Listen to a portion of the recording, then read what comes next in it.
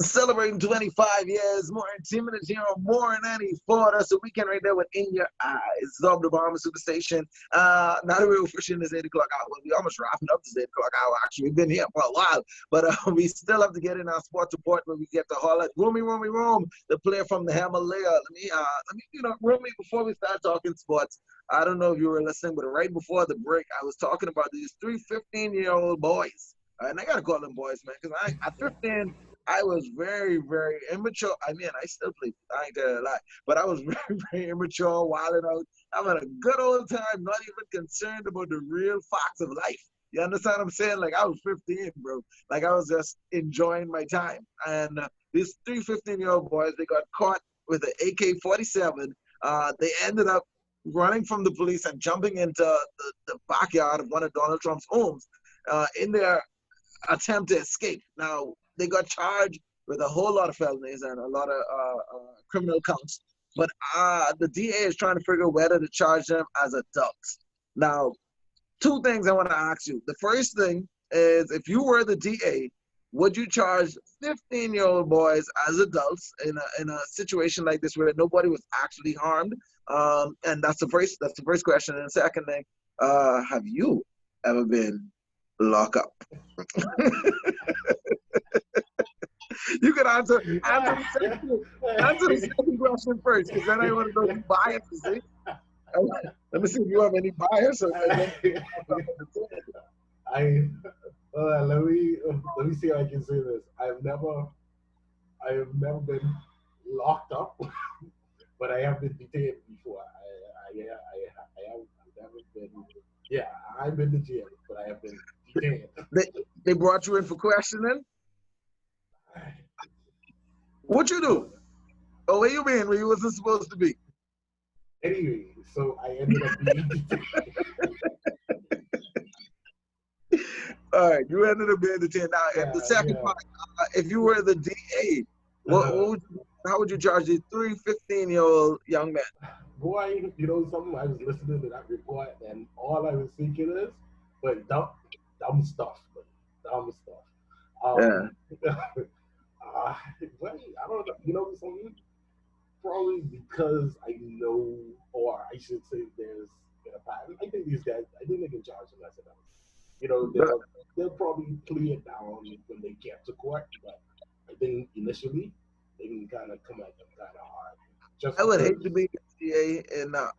Just because what? No, I think just because of the situation, like they said, if the president or his family was home, it could have turned it into a very different situation. Yeah. I think they'll probably go after, just kind of set a precedent.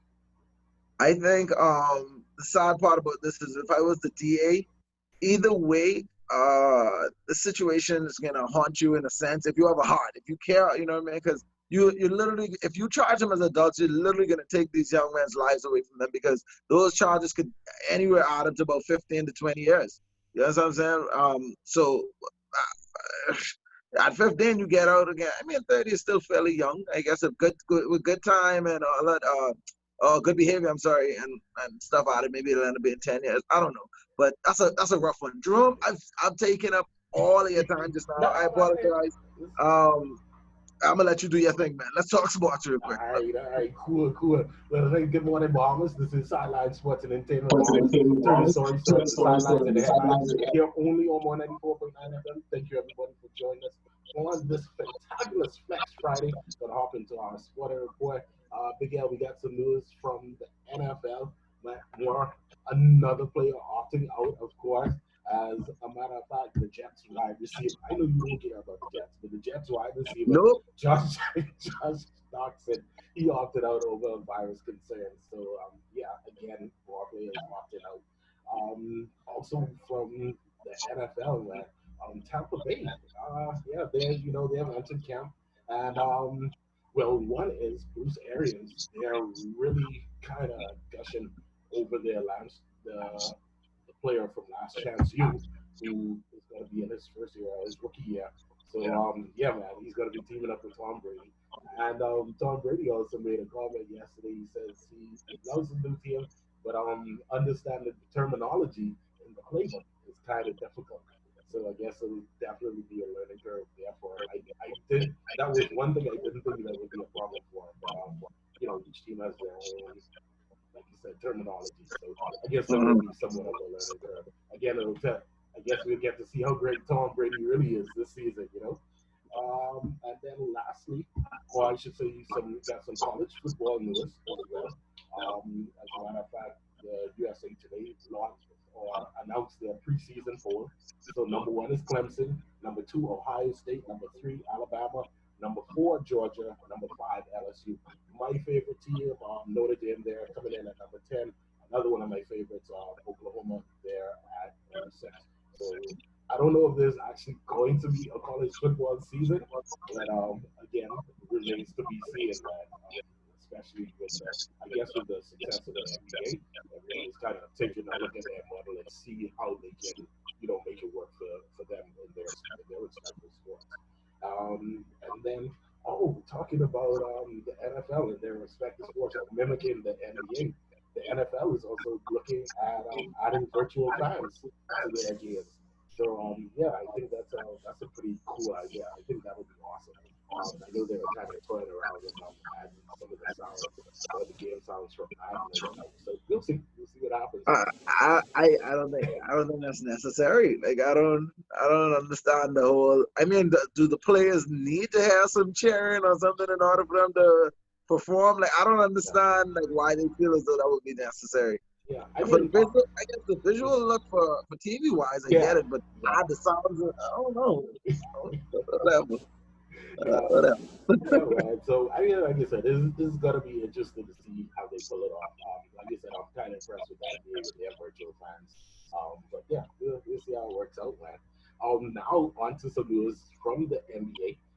As a matter of fact, man, a couple of, I guess a couple of predictions. I know you were asking me about who I kind of like for, going into the championship run. So I think I'm gonna stick with one of the popular analysts, and I'm thinking the Clippers and Milwaukee. So I yeah. heard, I read that yesterday as well, and where did I see that? Somebody else said that for real. They think it's going to be the Clippers against Milwaukee, and they have the Clippers beating Milwaukee in the finals as well. And what I saw, so that was quite interesting when I saw that. Well, anyway, I'm pretty sure you're going to get to this game. But did you watch the Houston and LA game? But so, I ain't gonna lie. I passed out on that game, man. I passed out on it.